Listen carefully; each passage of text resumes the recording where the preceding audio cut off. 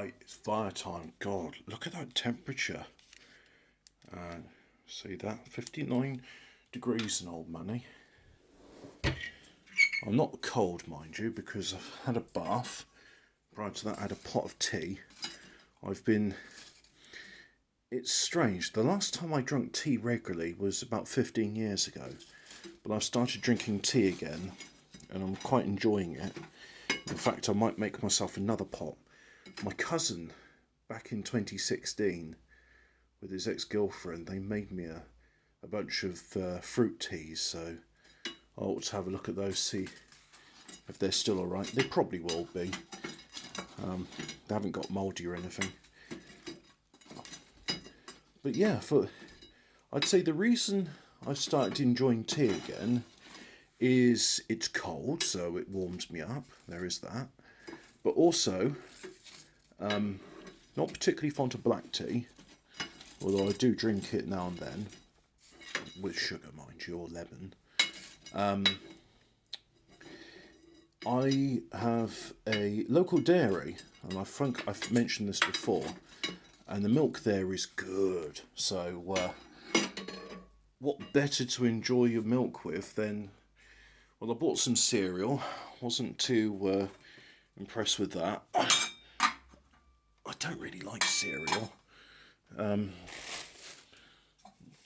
But I've been having it with tea, and I do like it with tea. So, yeah, let's get this done. I've got to say, this bit, the preparation when I'm pushing all the ash down, do you enjoy seeing that, or do you just like seeing the bit where I light the fire? Because I would be quite happy to not film this bit and then just get to the actual, the exciting illumination. But mind you, if you don't properly make the fire bed, then you don't get a good fire. It doesn't pull correctly. So anyway, let's get... They do say, when burning wood, you want some ash on the bed in order to provide a modicum of insulation. Well, I always thought to myself, why can't the wood be the insulation? And anyway, it's not that sort of wood stove. A wood stove, right, do you see I've got this shelf, and you see it's got slots in it for the air to get through, and underneath we have an ashtray. If this was a designated wood burning stove, what would happen is you wouldn't have this multi-fuel shelf. You would just have the bottom bit, and you put your logs in it, you rest them in the bed of ashes, and you burn it that way. But this is a multi-fuel stove, and as a consequence of which you have a shelf, which takes up some of the room. But then again, you don't need all that room. I mean, this... my dad estimated that this can put up to about 6 kilowatts of heat. And he's probably right there. I mean, I don't burn it anything like full power. But the main boiler, which is significantly larger, that is rated at 16 kilowatts. That's why I was thinking of 16 and not 6. But anyway, it's done now, so...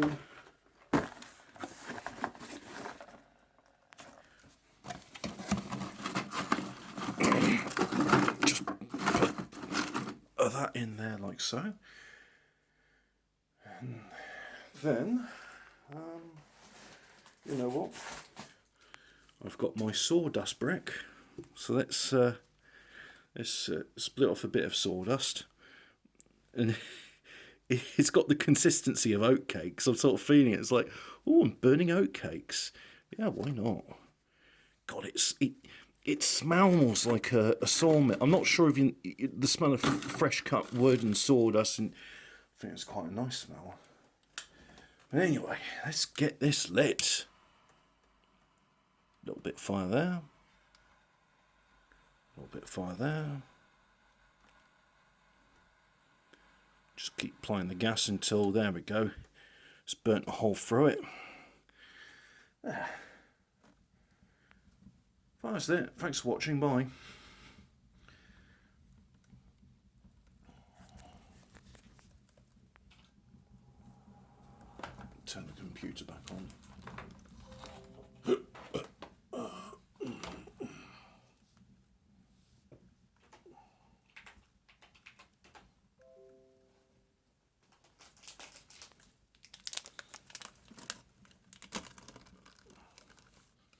No, you didn't see me do that, okay?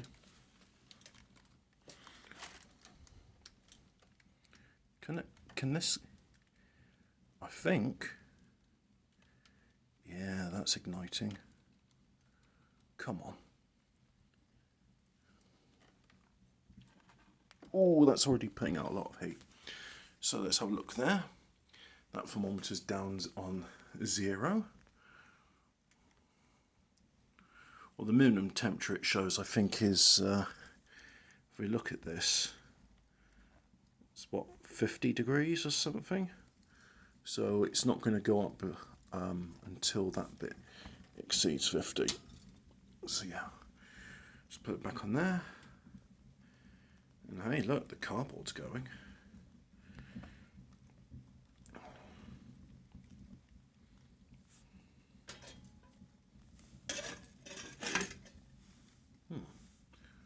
Bit of plastic. What's that from? Oh, maybe it was an address label on the box. This packing tape, that's what would have been. Yeah. Address labels, they tend to be sticky back to paper, don't they? God, I can already feel that heat against myself. Cardboard is a brilliant fire lighter. And this compressed stuff, I mean, it's brilliant. Do you know what?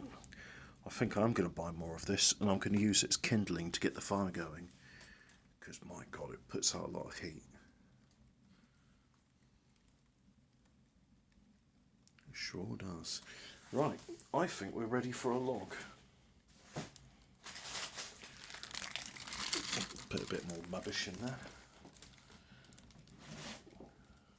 Look at that, that's a log.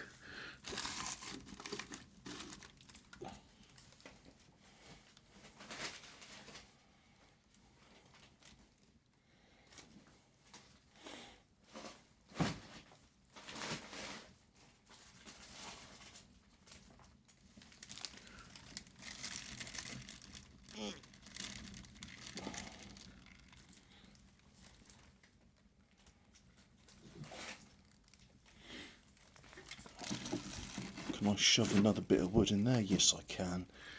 Right. Yeah. Do you know what? As nice as it is having it open, I know this isn't going to draw properly until I close that door. So let's go ahead and close that door, shall we? And then we'll open that all the way up. There we go. Now it's a blast furnace. And what I'm doing is I'm just keeping on that thermometer. And it's still on 50 degrees. There we go. You can keep an eye on it too. Or would you be more interested in seeing the fire? I'm not particularly sure what it is about these videos. I mean, people do keep watching them, and there's community engagement. I think that's the terminology YouTube uses. Where I've got returning viewers, so someone or someones do enjoy these videos. And I may as well keep on making them because, wow, when it's that temperature, I need a fire. Plus I'm not wearing a jumper at the moment. I'm still quite hot from the bath, so heat's kind of pulsing off at me at the moment. Well, it's not pulsing off of me, it's radiating off of me. Yeah. And hey, another reason I need some heat is because I got this out of the freezer a few hours ago, and yeah, it looks mostly defrosted, but I need that to be a bit warmer. And my plan was to make a spag bowl, but I was given some stir-fry vegetables, so I think I'll do a beef. What's chow mein? Oh, it doesn't matter what it is. Chop suey, chow mein. It's going to be beef and stir-fry veg, and it's going to have the bits of ginger as well, because I've got ginger knob, and I'm going to slice that up. I love ginger. The only thing I don't like ginger in is ginger cake. There's something a bit rich about that, but ginger beer, ginger stir fry.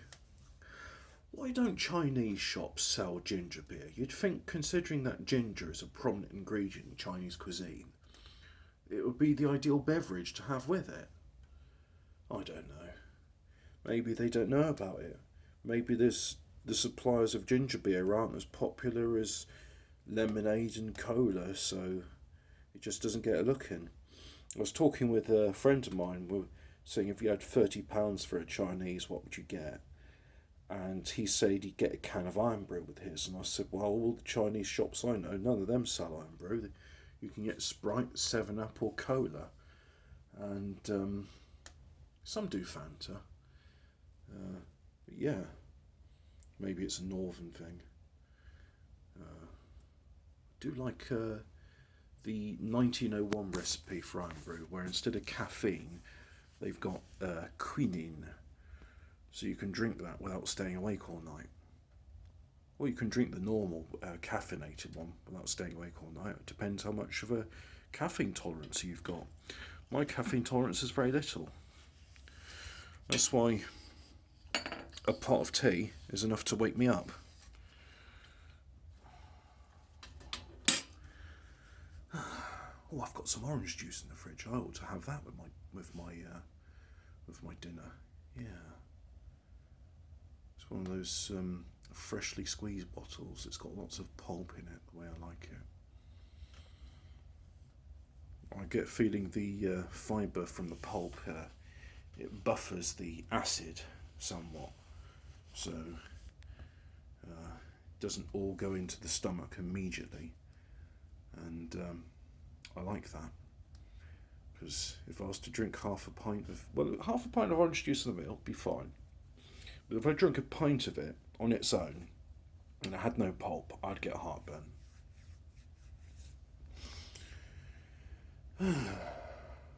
Still 15.8 degrees. See, there he is. But I'm not sure if you've been following the thermometer, but hey, look at that. The needle's gone off. It's now past 150 and it's on its way to 200. So what I'm going to do, and hopefully I don't snuff this out, that's why we did the bit at the beginning with the air in the fire. I'll just put that there, like so, and put that one down there, like so. And God, it's already ranked up to 200 degrees. That is some powerful stuff, that heat log. I think they're quite accurate in calling it. It's compressed cardboard. It's brilliant. I love it. It gets the Hobbit seal of approval. Get yourself a sawdust log. Or if you know a nearby timber merchants, maybe just go and offer to sweep up their floor and collect all the sawdust. Stick it in a cardboard box and there's your kindling.